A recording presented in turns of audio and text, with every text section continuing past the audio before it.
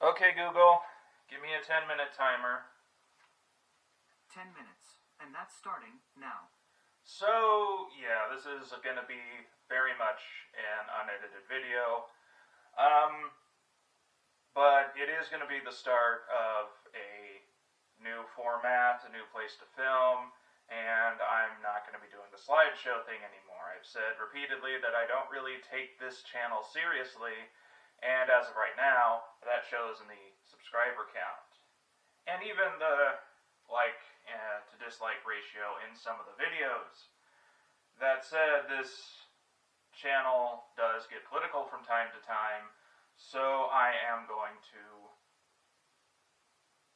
give my thoughts on the Constitution of the United States.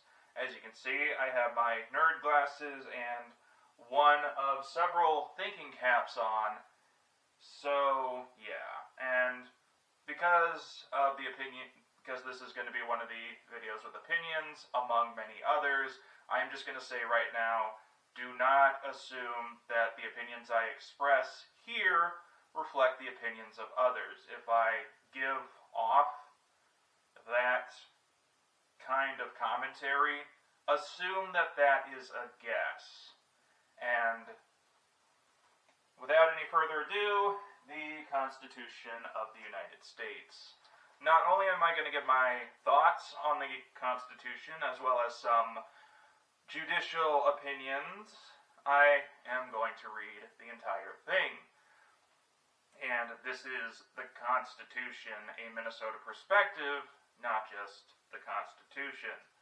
And yeah, this is a copy, a PDF I got from the National Constitution Center, a nonprofit that receives government funding, and this was the quickest way to get a copy with an inkjet printer. Probably not the cheapest. I would have used laser instead. And also, I'm going to get a miniature copy from the National Archives.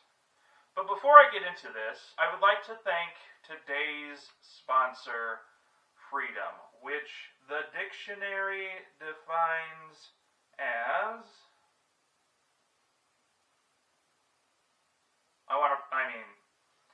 it should be obvious, but I want a precise definition here. The Oxford Dictionary defines as the power or right to act, speak, or think as one wants without hindrance or restraint. We have some freedom of choice. Another definition is absence of subjection to foreign domination or despotic government. He was a champion of Irish freedom. And the third definition, the state of not being imprisoned or enslaved. The shark thrashed its way to freedom. So that is the definition of freedom. Now, let's get into the Constitution. We, the people of the United States. That's the heading. And now, into the text. We, the people of the United States, in order to form a more perfect union, establish justice, ensure domestic tranquility, provide for the common defense, promote the general welfare, and secure the blessings of liberty to ourselves and our posterity, do ordain and establish this Constitution for the United States of America. I would sing it the way they did in Schoolhouse Rock, but then I would get flagged for copyright. And also, I wish that Schoolhouse Rock would have gone into the rest of this and not just the preamble. The preamble does not have any meaning whatsoever. The preamble is just a statement within a legally binding text. Everything after that, there's some legal stuff.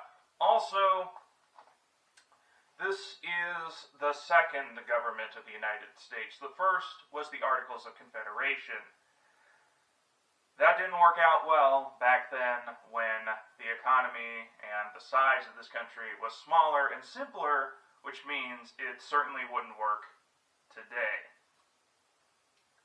Article 1, Section 1. All legislative powers herein granted shall be vested in a Congress of the United States, which shall consist of a Senate and House of Representatives. This is known as bicameralism.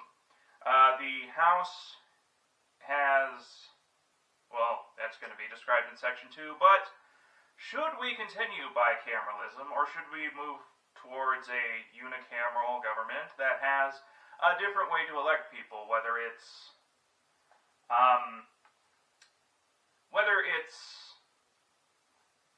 single transferable vote or proportional representation? Should there be geographic officials? Should there be a new form of bicameral government?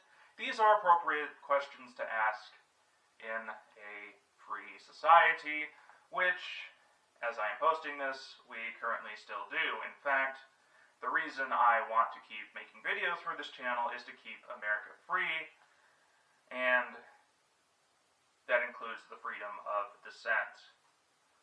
But that's a bit further down here. Section 2. The House of Representatives shall be composed of members chosen every second year by the people of the several states, and the electors in each state shall have the qualifications requisite for electors of the most numerous branch of the state legislature. No person shall be a representative who shall not have attained to the age of 25 years and been 7 years a citizen of the United States, and who shall not, when elected, be an inhabitant of the state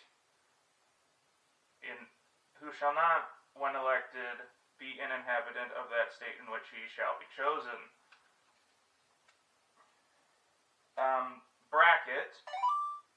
Representatives and direct taxes shall be apportioned among the several states, which may be included within this union, according to their respective numbers, which shall be determined by adding to the whole number of free persons, including those bound to service for a term of years and excluding Indians not taxed, 3/5 of all other persons, (***), the actual enumeration shall be made within 3 years after the first meeting of the Congress of the United States, and within every subsequent term of 10 years, in such manner as they shall by law direct. The number of representatives shall not exceed 1 for every 30,000, but each state shall have at least 1 representative, and until such enumeration shall be made, the state of New Hampshire shall be entitled to choose the Massachusetts 8, Rhode Island and Providence plantations 1, Connecticut 5, New York 6, New Jersey 4, Pennsylvania 8, Delaware 1, Maryland 6, Virginia 10, North Carolina 5, South Carolina 5, and Georgia 3. Kind of interesting how these southern states are listed last on that, and is no longer in effect because of the Reconstruction Amendments. The thing that people kind of misunderstand is we have 435 representatives. I believe there are 3 non-voting from territories, and that number does not have to be the same all the time. We can, and in my opinion should, add to the number of representatives in the House. That can be done by statute. In fact, if we had 1 per 30,000 in this country, the House of Representatives would be the size of a stadium. I believe that's too much. So, there should be more representatives, but not the maximum. That's my opinion on that. When vacancies happen in the representation from any state, the executive authority thereof shall issue writs of election to fill such vacancies. I have chicken in the oven. Okay, Google. Okay, Google. Stop.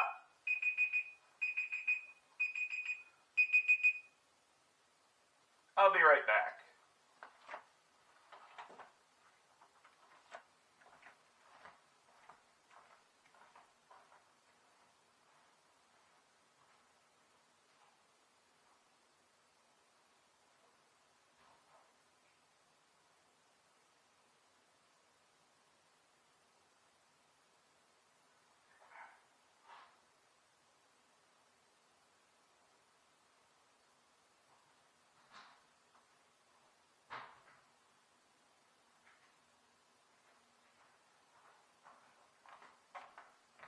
Never mind, I'm gonna let that sit there because the cat will eat all the chicken if I take that out of the oven.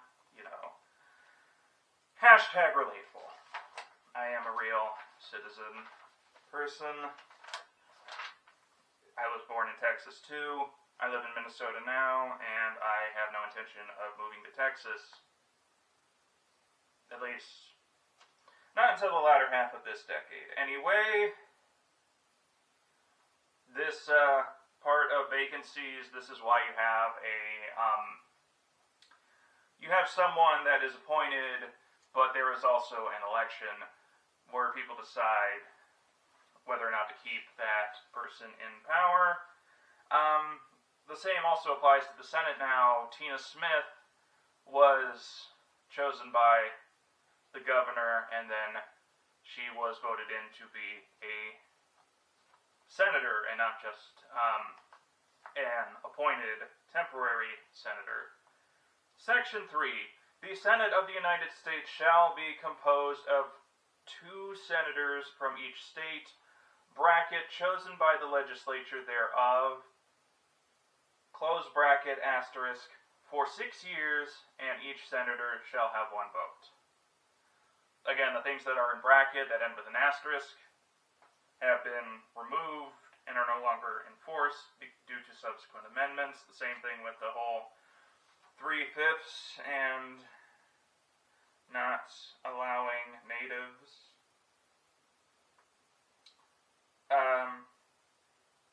to have as much representation.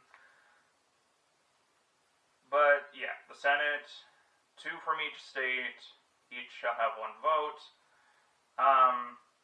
They're not chosen by the state legislatures anymore. There are some Republicans that want to bring that back, but that cannot be done without a constitutional convention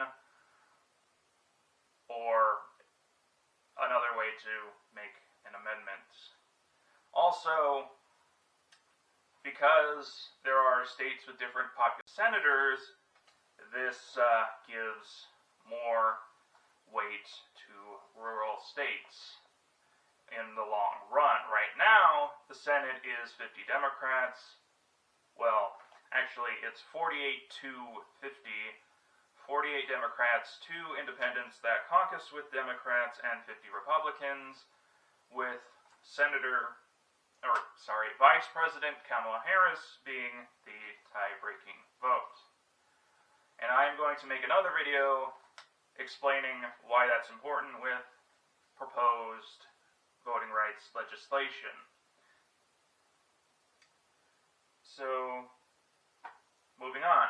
Immediately after they shall be assembled in consequence of the first election, they shall be divided as equally as may be into 3 classes. That's why every other year you don't have every senator up for election. You have a third.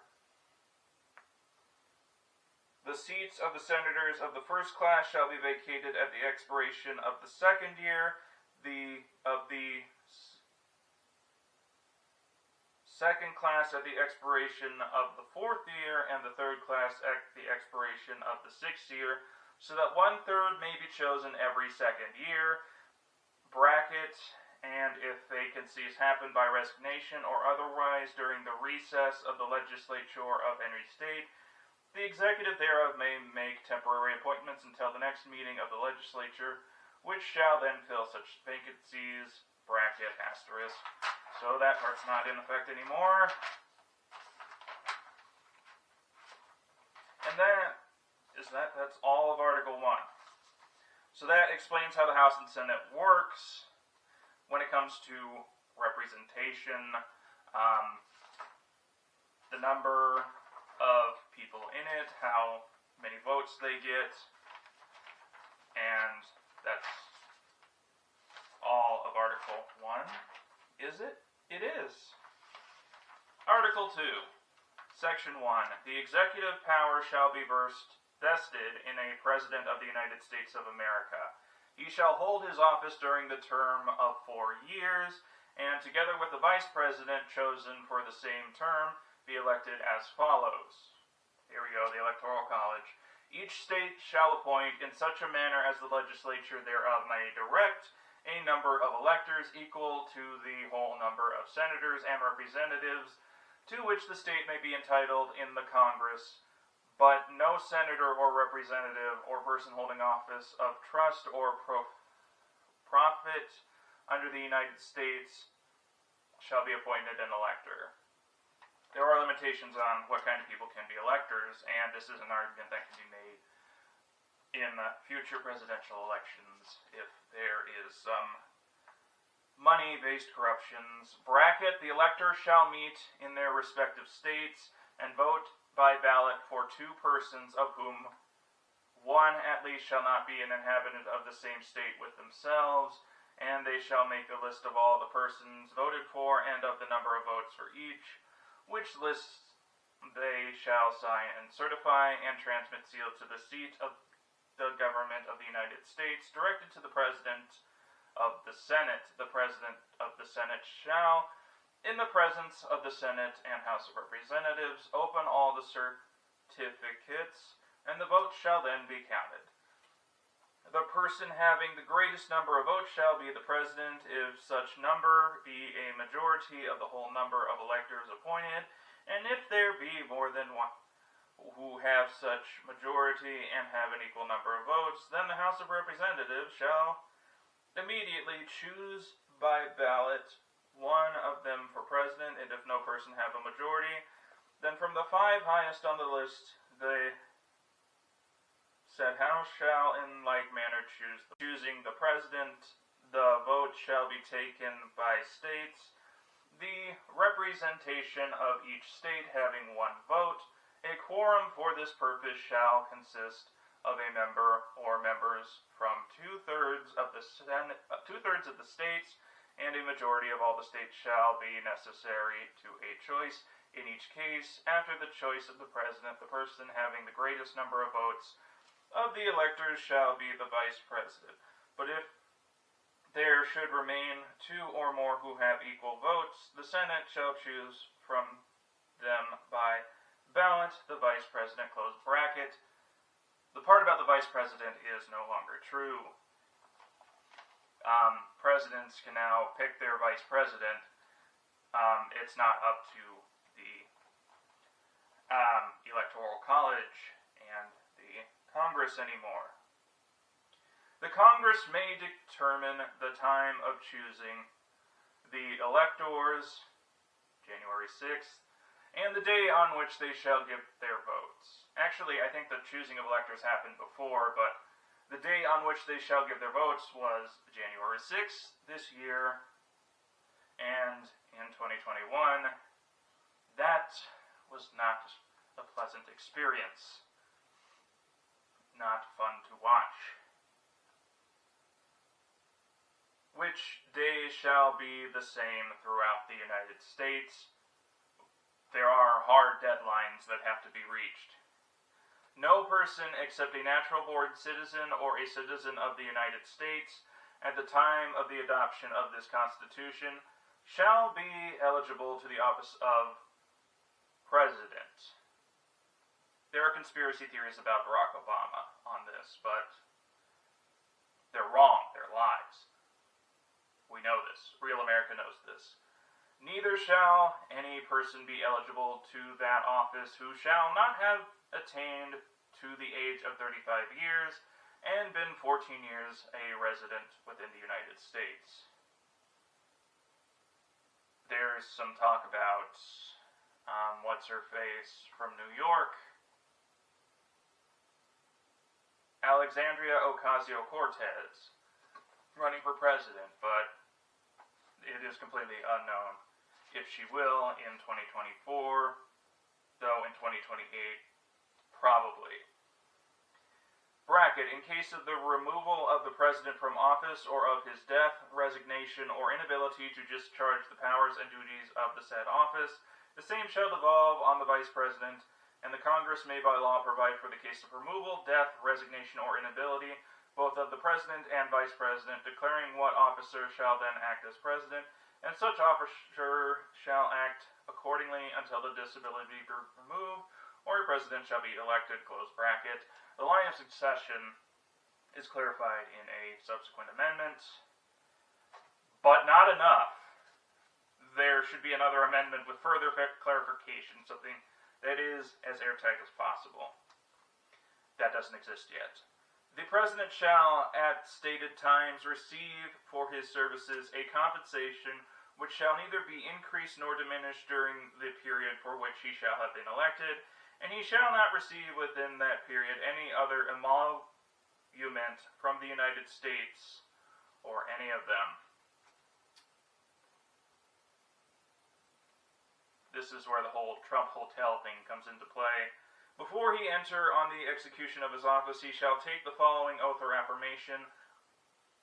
Quote, I do solemnly swear, parentheses, or affirm, that I will faithfully execute the office of the President of the United States, and will do, to the best of my ability, preserve, protect, and defend the Constitution of the United States.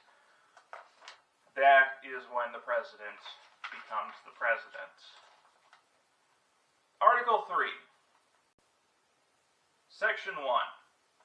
This is too brief, in my opinion, but it deals with the judicial branch. Section 1. The judicial power of the United States shall be vested in one Supreme Court, and in such inferior courts as the Congress may from time to time ordain and establish. The judges, both of the Supreme and inferior courts, shall hold their offices during good behavior, and shall at stated times receive for their services a compensation which shall not be diminished during their continuance in office. Lifetime appointments. Now, how the Supreme Court has some pretty clear guidelines. I believe that's mentioned further down, but in the end, the way our entire court is represented, who gets appointed, where, those types of things, that is by statute, and that can change at any moment. You can have as many Supreme Court justices as you want, or as little, and if there are justices that are not seen as having good behavior, they can be impeached. Also, you can appoint more justices to inferior courts. And one of the first laws in the United States dealt with how the judicial branch worked, because Article 3 is really vague. That law can be updated and changed, and it has a few times, and should be again. In fact, while appointments are lifetime, that lifetime appointment can be diminished. The power of that can be diminished through additive means like having more justices if one serves for a certain period of time. And it is time that I turn this phone to Do Not Disturb. #relatable. Section 2. The judicial power shall extend to all cases in law and equity arising under this Constitution, the laws of the United States, and treaties made, or which shall be made under their authority, to all cases affecting ambassadors, other public ministers, and consuls, to all cases of admiralty and maritime jurisdiction, to controversies to which the United States shall be a party, to controversies between two or more states. Looking at you, Trudeau, and how you're bungling the Northwest angle. Bracket, between a state and citizens of another state, close bracket.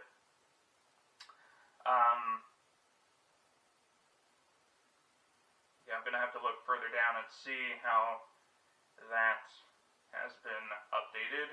Between citizens of different states, between citizens of the same state claiming lands under grants of different states, New York and New Jersey, the Statue of Liberty. The courts can decide where that border is, and if the Statue of Liberty is in fact in New York, stuff like that. And they're becoming water crises and who gets water borders. The judicial branch can change borders if they want to. Bracket, and between a state or the citizens thereof and foreign state citizens or subject, close bracket. Again, I'm curious to see how that's updated. This is my first full reading, by the way. So, if going forward someone says they don't understand the Constitution or haven't read it, point them to this particular video, which is the first in a format update. Let's continue. In all cases affecting ambassadors, other public ministers, and which a state shall be party, the Supreme Court shall have original jurisdiction. In all the other cases before mentioned, the Supreme Court shall have appellate jurisdiction. It takes a lot of steps to get to the Supreme Court, both as to law and fact, with such exceptions as under such regulations as the Congress shall make. As of right now, court stripping is not a thing. Though the idea has been floated, it's also seen as really dangerous. The trial of all crimes, except in cases of impeachment, shall be by jury, and such trial shall be held in the state where the said crimes shall have been committed, but when not committed within any state, the trial shall at such place or places as the Congress may by law have directed. Section 3. Treason against the United States shall consist only in levying war against them, or in adhering to their enemies, giving them aid and comfort. No person shall be convicted of treason unless on the testimony of two witnesses to the same overt act, or on confession in open court. The Congress shall have power to declare the punishment of treason, but no attainder of treason shall work corruption of blood or forfeiture except during the life of the person attained. Historically, not just the guilty party, but also their families could be punished for treason against the state. This is still something that happens in North Korea. And Article 3, Section 3 provides a narrow definition of treason. The January 6, 2021 Boogaloo Boo Boo can be considered levying war against them, which is universal, or it's for singular they with the United States, or plural they for its citizens. Either way, the people on the 2021 January 6th Capitol riots can face the death penalty. And really, the last snowflake things Democrats are willing to do is not do that. To not charge the insurrectionists with treason, but going forward, there are going to be a lot. The rest of the year is going to be fun. I'll tell you that right now. Article Article 4, Section 1. Full faith and credit shall be given in each state to the public acts, records, and judicial proceedings of every other state. And the Congress may, by general laws, prescribe the manner in which such acts, records, and proceedings shall be proved, and the effect thereof. The citizens of each state shall be entitled to all privileges and immunities of citizens in the several states. A person charged with any state with treason, felony, or other crime, who shall flee from justice and be found in another state, shall, on demand of the executive authority of the state from which he fled,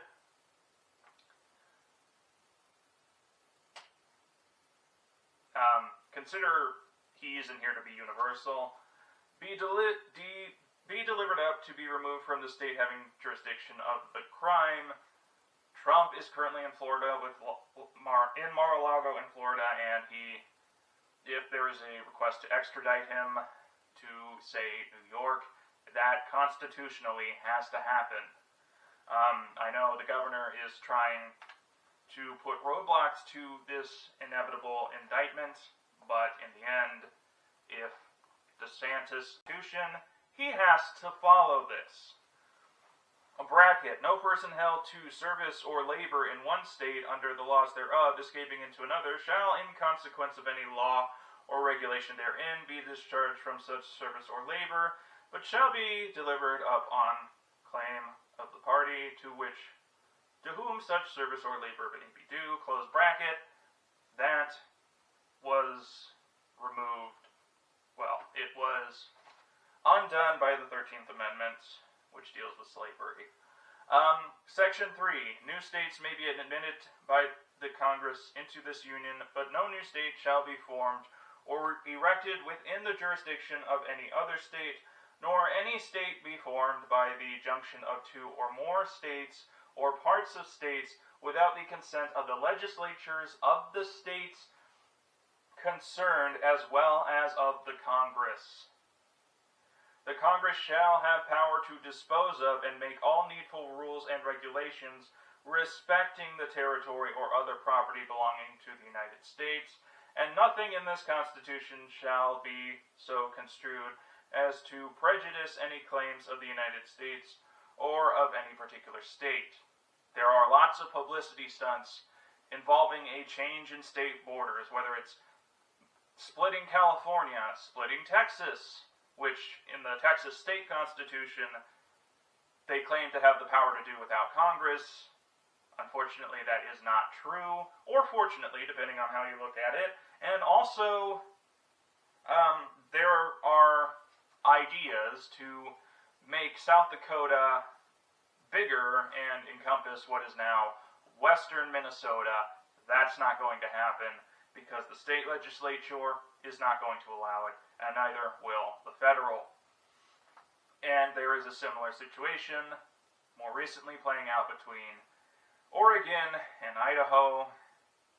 No, East Oregon, you will not be joining Idaho. These publicity stunts should be brushed off immediately because they're not going to happen unless there is a real reason to do that, other than stomping your feet over losing elections. Section 4.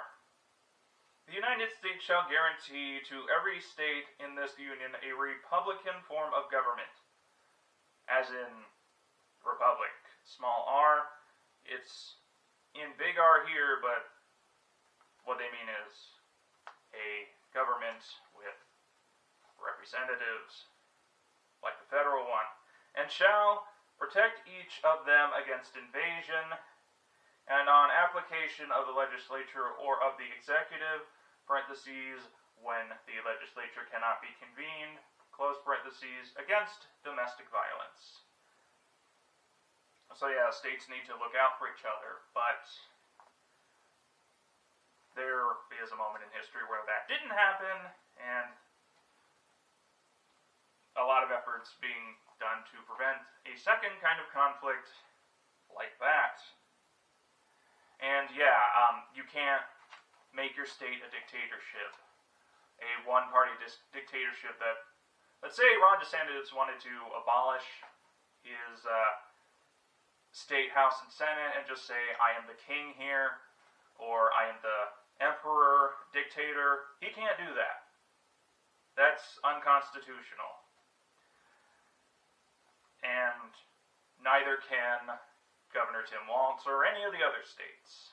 And comparing Governor Walz to a dictator is one of the silliest things I have ever seen in political discourse, though, as you will see further down here, you have the right to say those things, but that doesn't make them true because you're saying them.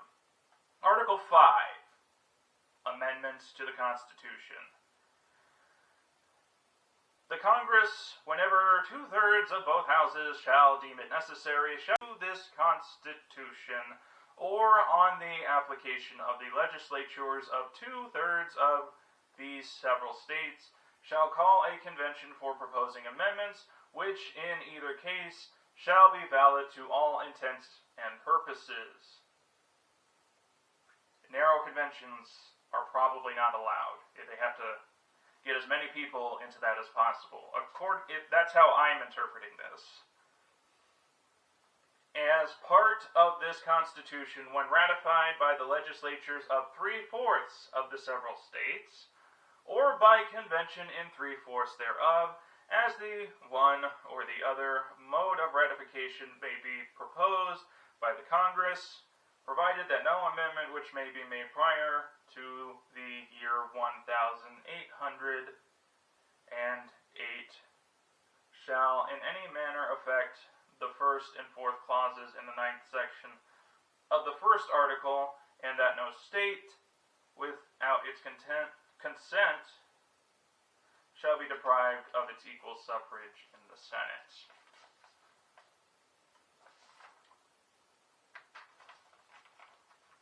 And that is the Constitution right there before I get into the amendments. All that's left is signatories. I'm not going to read that part, but yeah, this Constitution is our government now. So now I'm going to get into the amendments, starting with the Bill of Rights. Holy crap.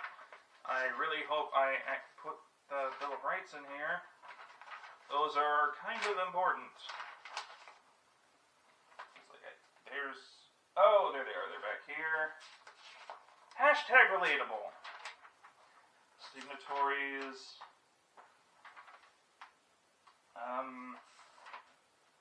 Hashtag really relatable. It's on the back of the signatories. And resolved, and yeah, we agree, this is our government now. Okay, the amendments to the Constitution of the United States as ratified by the states. Preamble to the Bill of Rights. Congress of the United States begun and held at the city of New York on Wednesday, the 4th of March, 1789.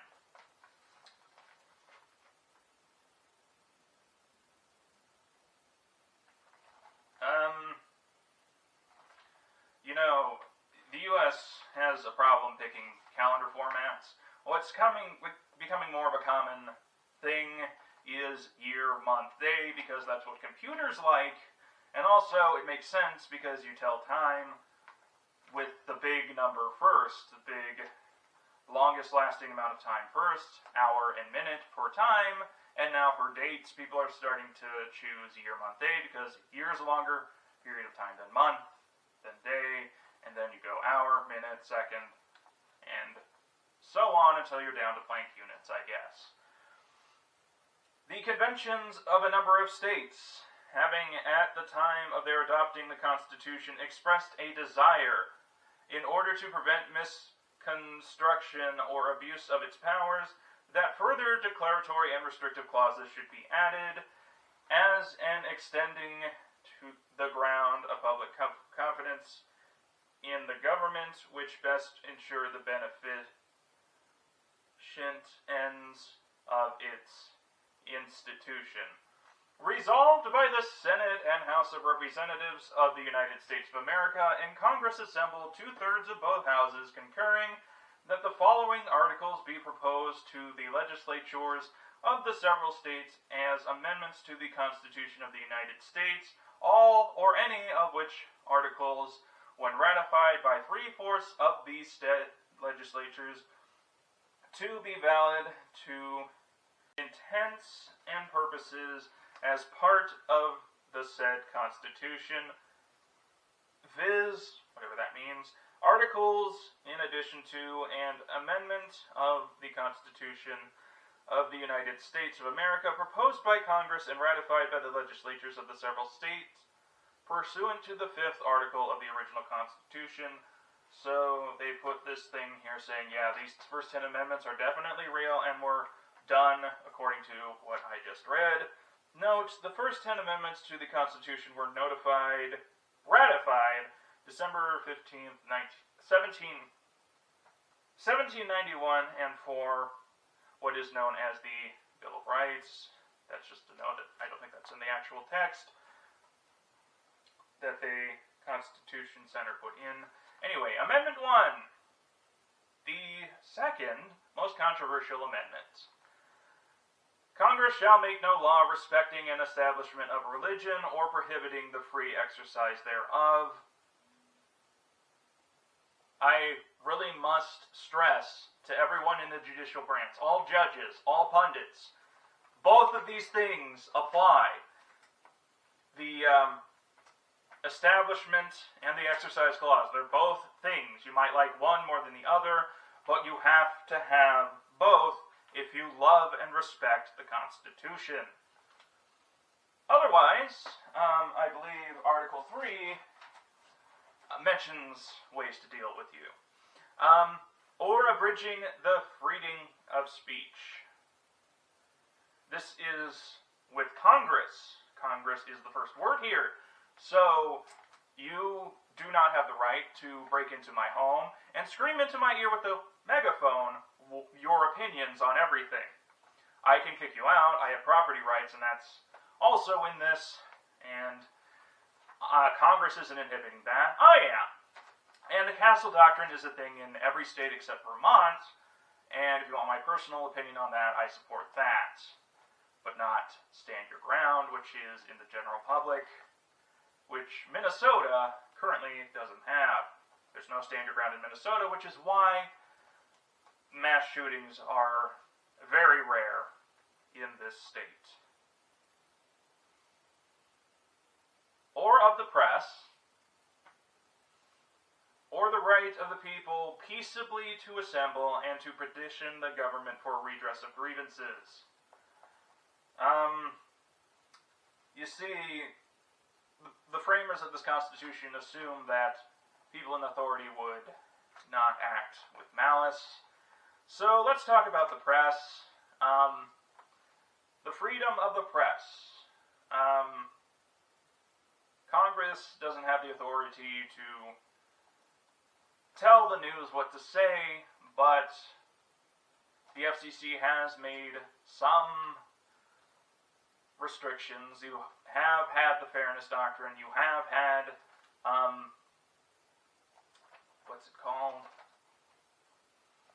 You have the equal time rule still in effect, and you know the airwaves, the public airwaves that prevent you from seeing naked people on TV because of a Supreme Court ruling that was probably wrong.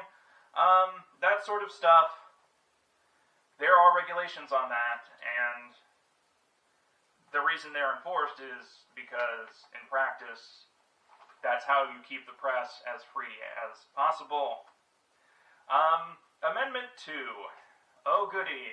Oh goody. I already said my piece on this, but I'm going to say it again. But first, let's actually read the whole thing. A well-regulated militia being necessary to the security of a free state, the right of the people to keep and bear arms shall not be infringed. That still reads like a fragment.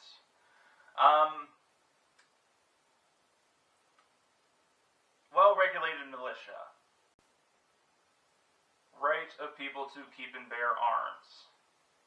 These don't cancel each other out. They are the entire Second Amendment, which means the government does have the ability to tell you what kind kinds of weapons you can have and what you can't. What they can't do is take away your entire right to keep weapons, but the sale and licensing, those can be regulated as much as the government wants, despite what grifters want you to believe. Amendment 3. No soldier shall hashtag relatable. No soldier shall, in time of peace, be quartered in any house without the consent of the owner, nor in time of war, but in a manner to be prescribed by law. I should include college dormitories in this. It is a house, it is being paid for, it's a residence.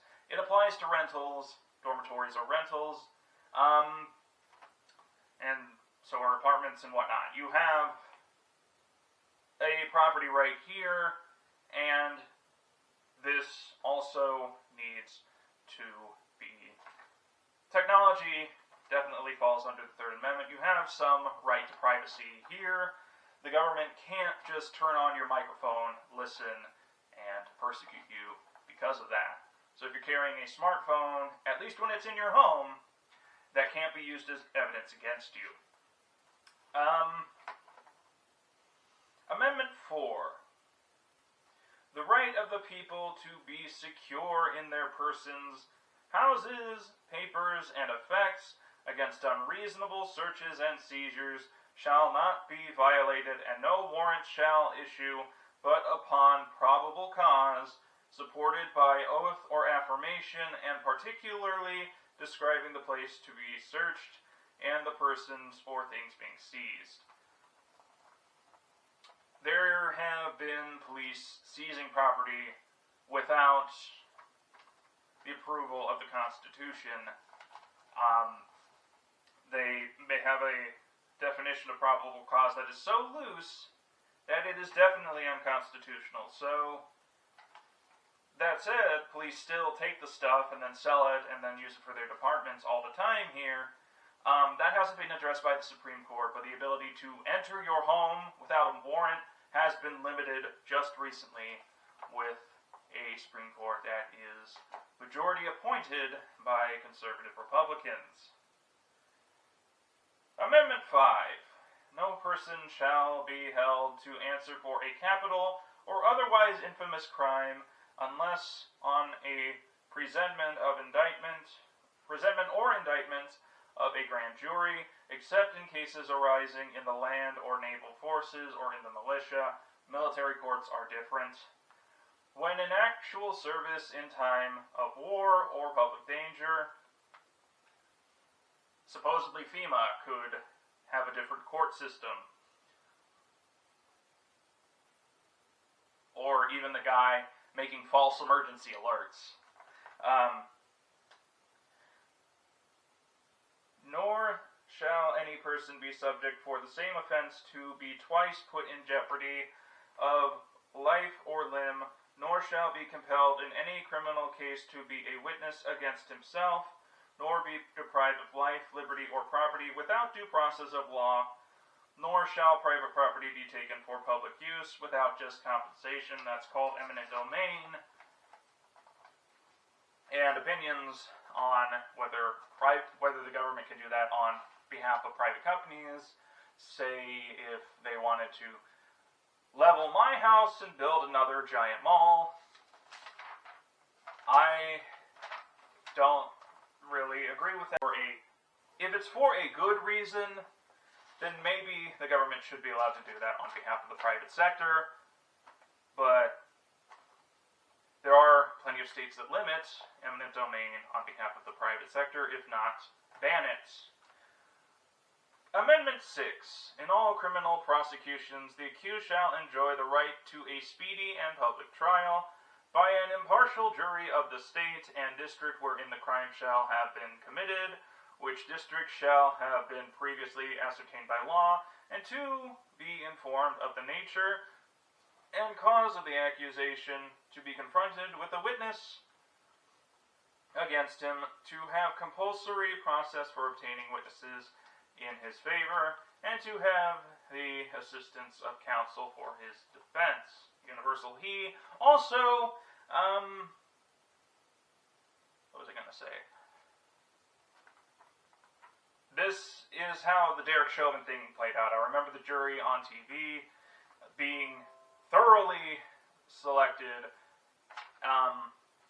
and they were trying to make the jury as impartial as possible, which really difficult. And there are a lot of people who said, I kind of agree with BLM, or I kind of agree with the other BLM.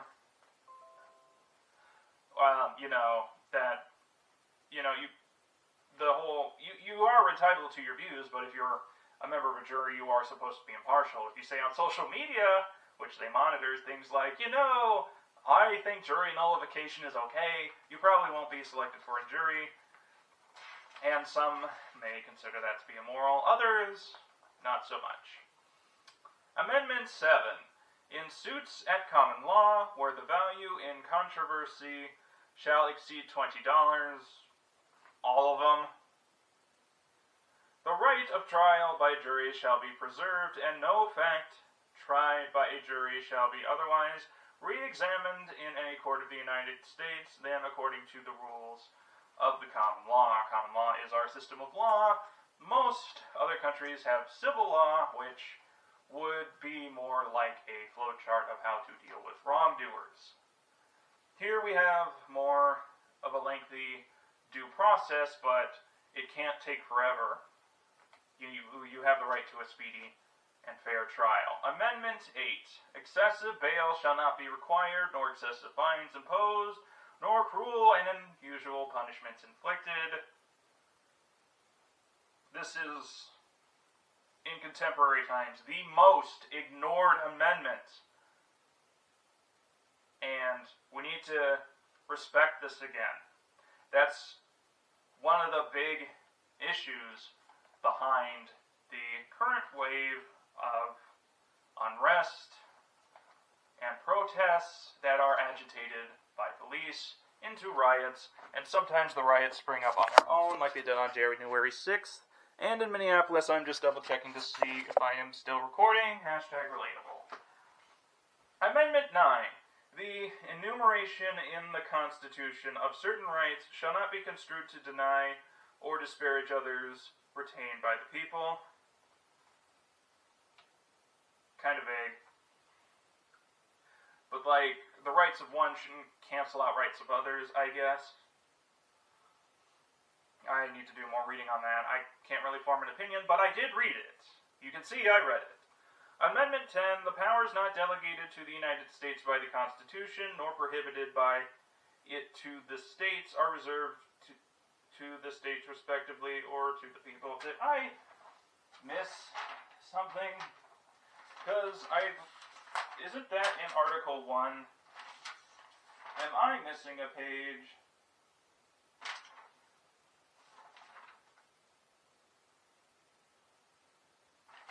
I missed a few pages. #relatable. Oh yeah, I missed parts of Article 1.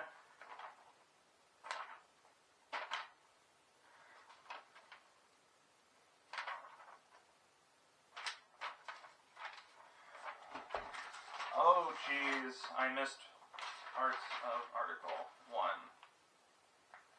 I missed parts of the original unamended Constitution. So yeah, this is not in order. #relatable. Section 2 of Article 2. The President shall be Commander-in-Chief of the Army and Navy of the United States and of the militia of the several states, that includes your state. When called into the actual service of the United States, he may require the opinion in writing of the principal officer in each of the executive departments upon any subject relating to the duties of their respective offices, and he shall have power to grant reprieves and pardons for offenses against the United States, except in cases of impeachment. So if a president got impeached, they can't pardon themselves against impeachment. He shall have power, by and with the advice and consent of the Senate, to make treaties, provided 2/3 of the senators President concur, and he shall nominate, and by and with the advice and consent of the Senate shall appoint ambassadors, other public ministers and councils, judges of the Supreme Court, and all other officers of the United States, that includes bureaucratic departments, whose appointments are not herein otherwise provided for, and which shall be established by law, but the Congress may by law vest the appointment of such inferior officers as they think proper in the President alone, in the courts of law, or in the heads of departments. Like Adjut Pie, the President shall have power to fill up all vacancies that may happen during the recess of the Senate by granting commissions which shall expire at the end of their next section. Article 2, Section 3, he shall from time to time give to the Congress information of the state of the Union, and recommended to their consideration such measures as he shall judge necessary and expedient. He may, on extraordinary occasions, convene both houses, or either of them, and in case of disagreement between them with respect to the time of adjournment, he may adjourn them to such time as he shall think proper. He shall receive ambassadors and other public ministers. He shall take care that the laws be faithfully executed, and shall commission all the officers of the United States. Article 2, Section 4, the President, Vice President, and all civil officers of the United States shall be removed from office on impeachment for and conviction of treason, bribery, or other high crimes or misdemeanors, which means I am missing some things. Some more things. Let's see, Article 3. Okay, I read you all of Article 2. Article 4 deals with the state. Article 5, amendments. I have some baseline knowledge based on the media, but I need to read this thing myself, and I need to know what I am missing here. Article 3. Judicial. Article 1. I know I'm missing parts of Article 1, but there are powers vested in Congress that I am leaving out, and I'm only freaking out because of Article 10, or I meant the 10th Amendment, because that is known to be misinterpreted. I think there it is, but see, I did Article 3, or Article 1. Article 1. I did that, and I need to fill you in on that. 1 through 3. And I didn't read all of Section 3. So let's go back to Article 1, Section 3. The last part I read was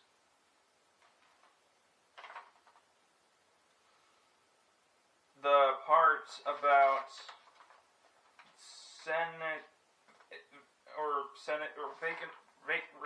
vacancies by resignation.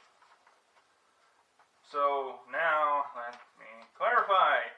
Let me go back. I read up to the 10th Amendment, and now I'm going to read the parts I left out, #relatable, of the unamended text. No person shall be a senator who shall not have attained the age of 30 years and been 9 years a citizen of the United States, and who shall not, when elected, be an inhabitant of the state for which he shall be chosen. The Vice President of the United States shall be President of the Senate, but shall have no vote unless they be equally divided. Kamala Harris and other Vice Presidents, Pence, they all have the tie-breaking vote, but it's rarely used because of a thing called the filibuster. The Senate shall choose their other officers, and also a President pro tempore in the absence of the Vice President, or when he shall exercise the office of President of the United States. The Senate shall have the sole power to try all impeachments. Yeah, the House starts it, the Senate finishes it.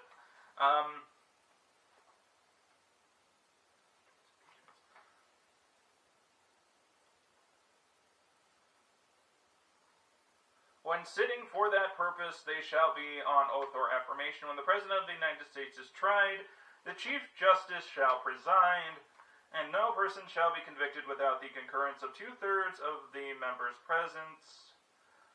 Judgment in cases of impeachment shall not extend further than to the removal from office and disqualification to hold and enjoy any office of honor, trust, or profit unless under the United States. But the party convicted shall nevertheless be liable and subject to indictment, trial, judgment, and punishment according to law, which is by statute. Section 4, the times, places, and manner of holding elections for senators and representatives shall be prescribed in each state by the legislature thereof, but the Congress may at any time by law make or alter such regulations except as to the places of choosing senators. The Congress shall assemble at least once in every year, and such meetings shall be, bracket, on the first Monday in December, close bracket, asterisk, unless they shall by law appoint a different day. Article 1, Section 5, each house shall be the judge of the elections, returns, and qualifications of its own members, and a majority of each shall constitute a quorum to do business. Remember this, because fleeing Congress is not something that happened at the federal level. Some states, like Wisconsin and now Texas, are doing that. But a smaller number may adjourn from day to day and may be authorized to compel the attendance of absent members. Good luck with that. In such manner and under such penalties as each house may provide. We're getting into the rulemaking part of the House and Senate. Each house may determine the rules of its proceedings, punish its members for disorderly behavior, and, with the concurrence of 2/3, expel a member. There are some that definitely need to be expelled, but, what can you do right now? Each house shall keep a journal of its proceedings, and from time to time publish the same, excepting such parts as may in their judgment require secrecy, and the yeas and nays of the members. Any question shall, at the desire of 1/5 of those present, minimum to do anything, be entered on the journal. Neither house during the session of Congress shall, without the consent of the other, adjourn for more than 3 days, nor to any other place than that in which the two houses shall be sitting. As of right now, that is the House and Senate, the Capitol building in Washington, D.C., which, there are some, given the COVID-19 pandemic, virtual meetings of the House and Senate can be interpreted by the Constitution as not being allowed. This is why there have been such strict mask-wearing regulations in the House and Senate. I think those should be dropped, because the people not wearing masks in the House and Senate and not being vaccinated will face consequences for that, and the ones who do decide to do that will not. But that's just my opinion on that, and maybe the Capitol Police should listen to that opinion.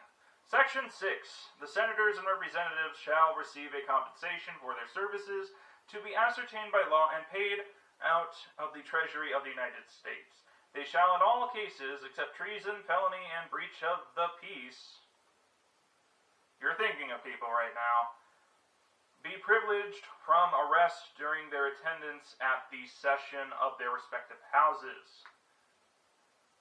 And in going to and returning from the same, and for any speech or debate in either house, they shall not be questioned in any other place. No senator or representative shall, during their time for which he, universal he, was elected, be appointed to any civil office under the authority of the United States, which means you can't have Ajit Pai being a senator, which shall have been created, or the emoluments whereof shall have been increased during such time, and no person holding any office under the United States shall be a member of either house during his continuance in office. President Obama can't be a senator and president at the same time. Section 7. All bills for raising revenue shall originate in the House of Representatives, but the Senate may propose or concur with amendments as on other bills. So raising taxes and, raising taxes, that has to start in the House. Every bill which shall have passed the House of Representatives and the Senate shall, before it become a law, be presented to the President of the United States. So they're looking at what's happening in there, like it or not. If he approve, he shall sign it. Oh wait, that's for bills that pass. So yeah, the president, if the bill is passed, the president has to see it. No ifs, ands, or buts.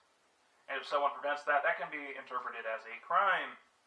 If he approves, he shall sign it, but if not, he shall return it with his objections to that house in which it shall have originated, who shall enter the objections at large in their journal and proceed to reconsider it.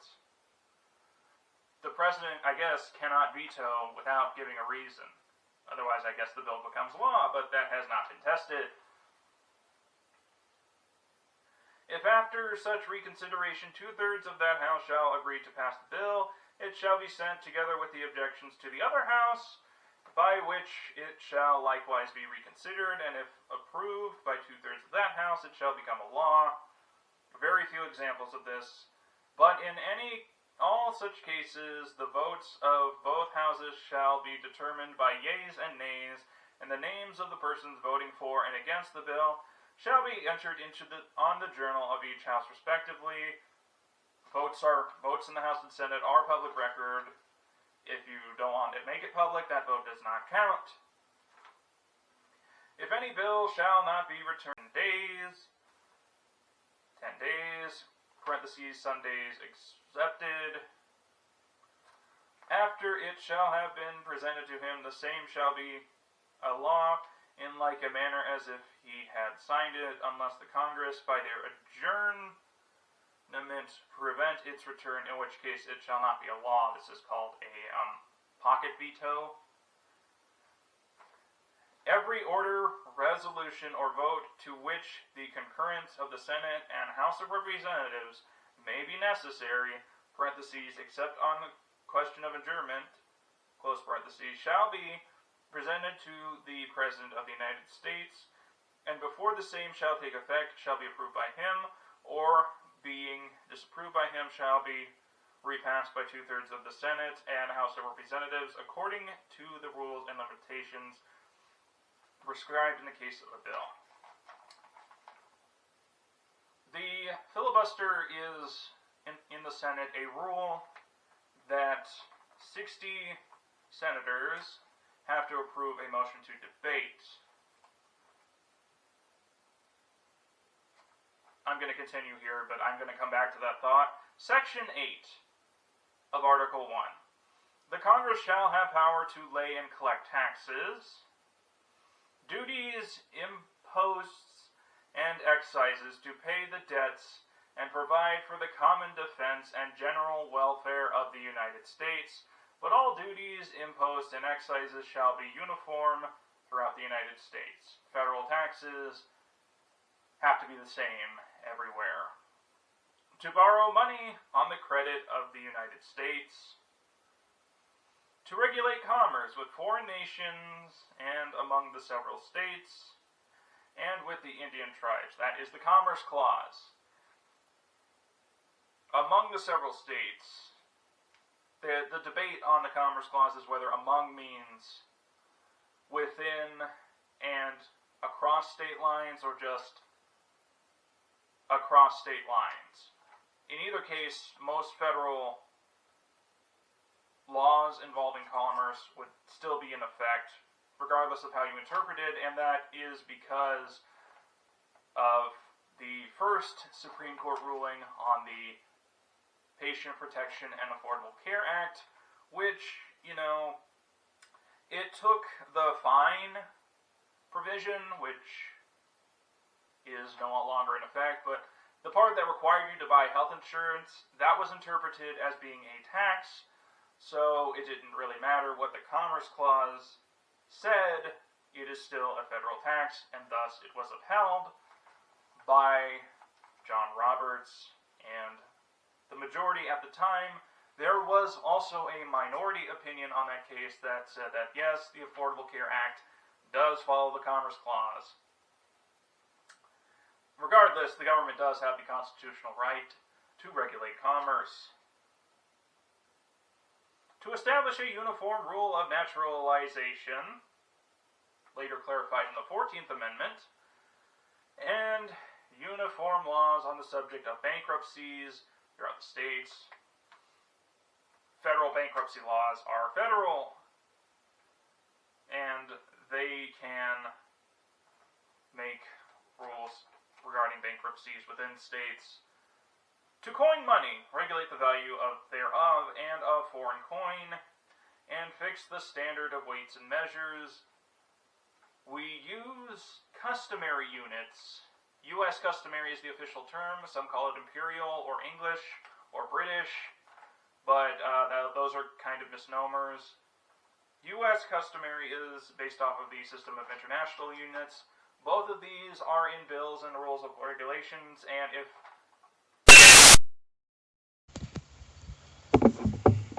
I'm close to the end, and I'm using my smartphone camera, and I hope that notifications don't screw this up. Hashtag relatable, and also the field of view is narrower. So where was I? Amendment 20, Section 2. The Congress shall assemble at least once in every year, and such meeting shall begin at noon on the 3rd day of January, unless they shall by law appoint a different day. Section 3. If at the time fixed for the beginning of the term of the President-elect shall have died, the Vice President-elect shall become President, if a President shall not have been chosen before the time fixed for the beginning of his term. Or if the President-elect shall have failed to qualify, then the Vice President-elect shall act as President until a President shall have qualified, and the Congress may by law provide for the case wherein neither a President-elect nor a Vice President shall have qualified, declaring who shall then act as President, or the manner in which one who is to act shall be selected, and such person shall act accordingly until a President or Vice President shall qualify. This is where I'm going to point you to a CGP gray video on the line of succession.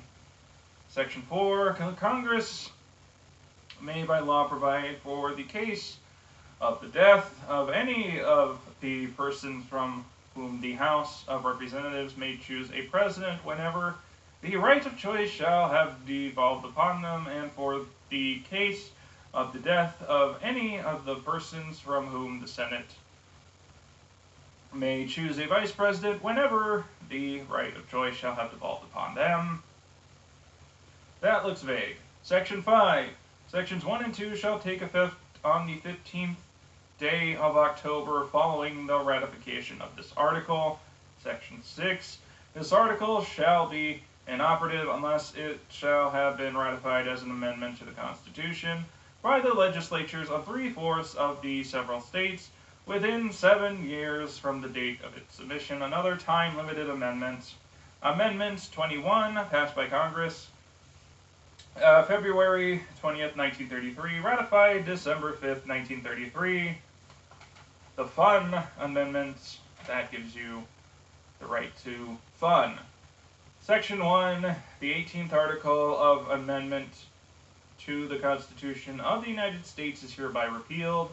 Section 2, the transportation or importation into any state, territory, or possession of the United States for delivery or use therein of intoxicating liquors in violation of the laws thereof is hereby prohibited. So you can regulate alcohol.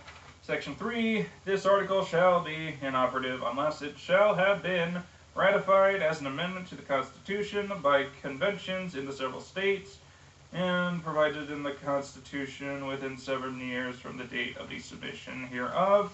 to the states by Congress. Mouthful. Another time-limited amendments, but they were implemented before, or the whole process happened within the time limit, so they are in fact amendments. Amendment 22, passed by Congress March 21st, 1947, ratified February 27th, 1951. No person shall be elected to the office of the President more than twice.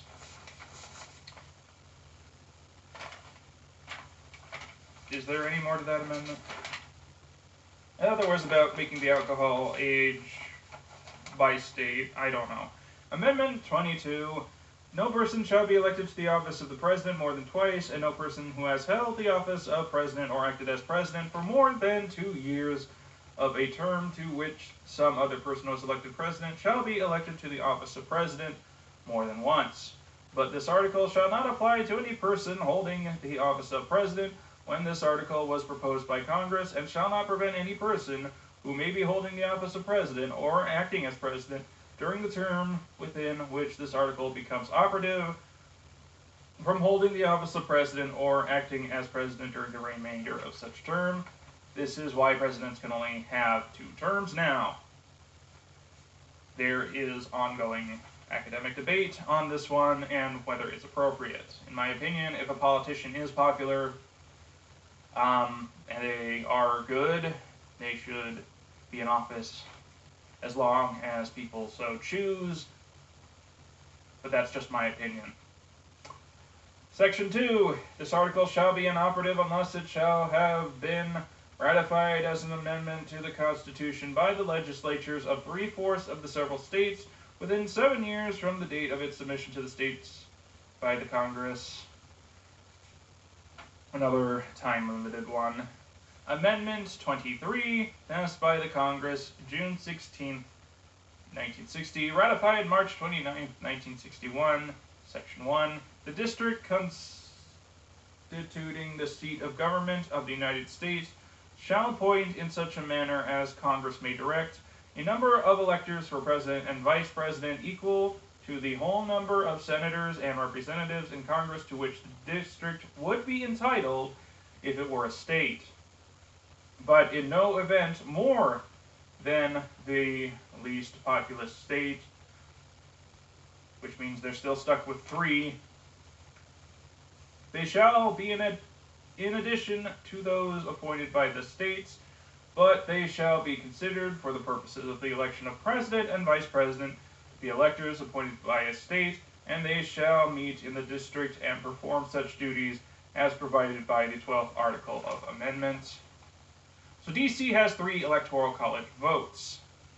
If there ever is a state that gets more than 3, that's what DC is going to have. Amendment 24, passed by Congress August 27, 1962, ratified January 23, 1964, Section 1, the right of citizens of the United States to vote in any primary or other election for president or vice president. Am I still rolling? Yes, I am.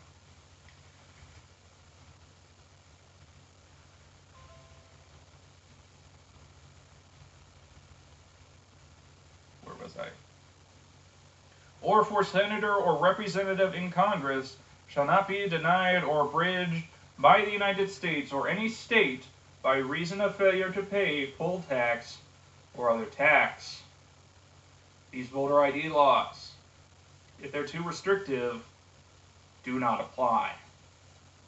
If you can get a photo ID for free, which all states with voter ID laws have a system for that, that's why they're all still in place. But as soon as a state requires a tax for an ID to vote, not valid according to the 24th Amendment. And again, we need to have more laws enforcing voting rights to citizens of the United States.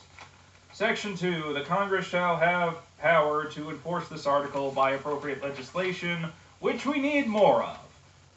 Amendment 25, passed by Congress July 6, 1965, ratified February 10th, 1967. Note, Article 2, Section 1 of the Constitution was modified by the 25th Amendment. This looks like the one that talking heads screamed about on TV. Section 1. In case of the removal of the president from office or of his death or resignation, the vice president shall become president. So not just acting president, the actual president. In case you needed more clarification on that. Section 2. Whenever there is a vacancy in the office of the vice president, the president shall nominate a vice president who shall take office upon confirmation by a majority vote of both houses of Congress. This has never happened, I don't think. I don't think it's ever happened. I could look it up, but starting to get exhausted. This is a short constitution, but the whole adding commentary. Well, anyway, I've read it. You have proof that I've read it, and I'm reading it out loud. Section 3. Whenever the President transmits to the President pro tempore of the Senate and the Speaker of the House of Representatives his written declaration that he is unable to discharge the powers and duties of office, and until he transmits to them a written declaration to the contrary, such powers and duties shall be discharged by the Vice President as acting President. Richard Nixon did that. So there is now a constitutional procedure for presidential resignation, just in time for Richard Nixon. Section 4. Whenever the Vice President and a majority of either the principal officers of the executive departments or of such other body as Congress may by law provide, transmit to the President pro tempore of the Senate and the Speaker of the House of Representatives their written declaration that the President is unable to discharge the powers and duties of his office, the Vice President shall immediately assume the power and duties of the office as acting President. Thereafter, when the President transmits to the President pro tempore of the Senate and the Speaker of the House of Representatives his written declaration that no inability exists, he shall resume the powers and duties of his office unless the Vice President and a majority of either the principal officers of the executive department or of such other body as Congress may by law provide, transmits within 4 days of the President pro tempore of the Senate and the Speaker of the House of Representatives their written declaration that the President is unable to discharge the powers and duties of his office. Thereupon, Congress shall decide the issue, assembling within 48 hours for that purpose, if not in session. If the Congress within 21 days after receipt of the latter written declaration, or if Congress is not in session within 21 days after Congress is required to assemble, determines by 2/3 vote of both houses that the President is unable to discharge the powers and duties of his office, the Vice President shall continue to discharge the same as acting President. Otherwise, the President shall resume the powers and duties of his office. Amendment 25, a procedure, and yet another procedure added to remove the President. I don't think it can happen on a whim, and it does apparently require Congress to approve of it. Amendment 26, passed by Congress March 23, 1971, ratified July 1st, 1971. This is the one Nixon passed, and it is the second one relevant to Richard Nixon.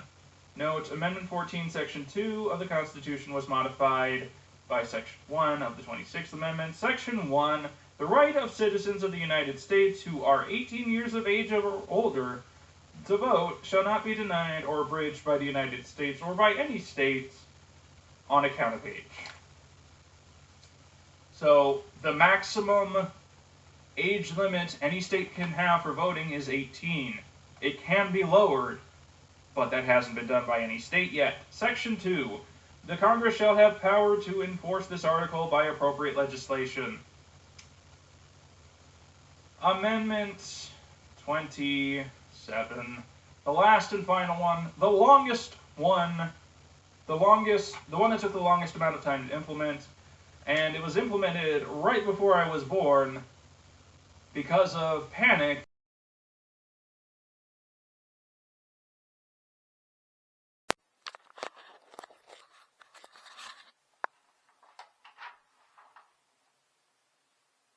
Panic over taxes, spending, deficits. This was the first time the debt pendulum went. The debt pendulum is something I'm going to cover. How, when Republicans spend a bunch of money, they blame the Democrats for doing the same thing, and then they want to shore up the debt and deficit. And it's a vicious cycle in U.S. politics that has been attempted 3 times. The third time, the current time, people don't seem to be falling for now. Because, the economy is a lot more than the government budget, debt, and deficit. Anyway, the 28th Amendment doesn't exist, but the 27th Amendment does. And I am younger than that, a full-grown adult. There hasn't been a constitutional amendment passed for over 29 years, which, I'm not sure that's the longest stretch. I think I'm not sure that is not the longest stretch, but in either case, there is the whole Article 5 runaway convention theory that I've already said that has to include everyone. It has to be as encompassing. It has to have as many Americans involved as possible, at least according to the actual text of Article 5. And that's the most likely way the Constitution is going to be amended in our divided government. So, the 27th Amendment is really boring. It took over 2 centuries to pass, and all it says is, no law varying the compensation for the services of the senators and representatives shall take effect until an election of representatives shall have intervened. And this is the only section of this amendment. It wasn't time restrained. It doesn't have any appropriate legislation type of stuff. This is, in and of itself, a law in the Constitution. And it can be summarized as Congress cannot give itself a pay raise in the same legislative session. Which, don't know why that took so long, but it did. It is, so far, the only amendment that directly deals with money in politics, and in my opinion, there should be more. So, that is the U.S. Constitution. It's a really short Constitution. It's 20 pages. If I read it out loud and added commentary, and that took not even 2 hours.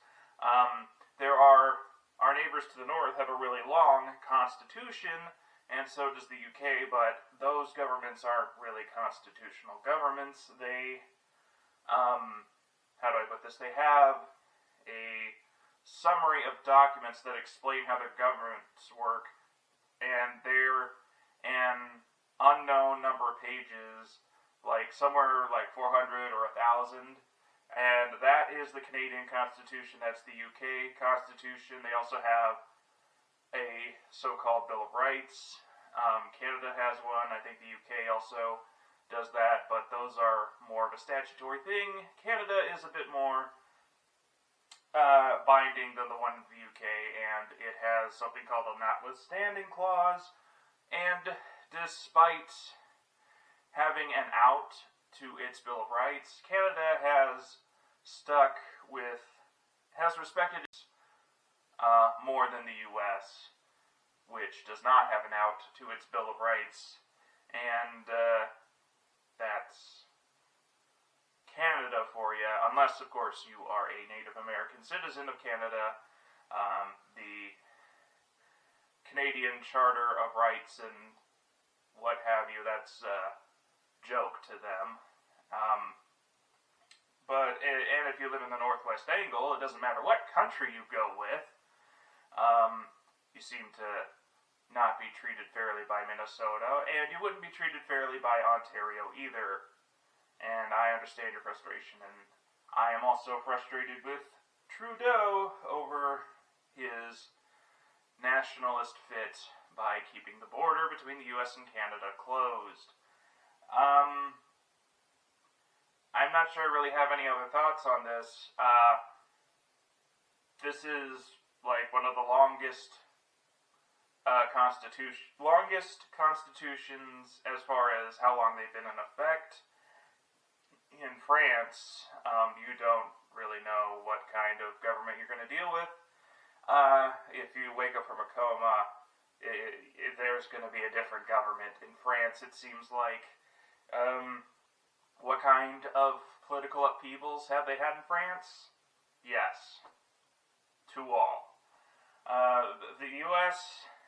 Constitution set a precedent, but the way our government works needs updating. There is obstructionism and a two-party system that does not necessarily reflect the views of the American people. You have to have a set of your values and find which side has the most of them. And usually when someone picks Republican or Democrat, they mold themselves into two sets of beliefs. In most, like if you go to the Nordic countries, they have proportional representation. New Zealand, they have single transferable vote, and even Germany, minor parties have a much greater chance of getting seats than they do here, and there needs to be some fixes. Thing is, we have to see this work in practice, and states are positioned to change how their legislatures work, and do that in ways that are more friendly to third parties, and states with ballot initiatives especially can and should focus on breaking this duopoly apart. And I'm just going to say this for the record, the one of the two parties that is more friendly to third parties is the Democratic Party, whether you like that or not. So, that is the Minnesota perspective on a constitution. Our state has a constitution. It has some weirdness to it, and I gotta cover that because it's a really fascinating and somewhat unique take on government. One good idea in the Minnesota Constitution is that you are required to spend on certain types of infrastructure, and I think every government should do that. So that is the U.S. Constitution. I can now, did I put the last page in the recycle? Yeah, that PDF is in the recycle, but I am getting a copy from the National Archives, and that's it for now. I really don't want people claiming that I did not read the U.S. Constitution, but they're going to anyway. And despite this, I look forward to seeing you in the next video.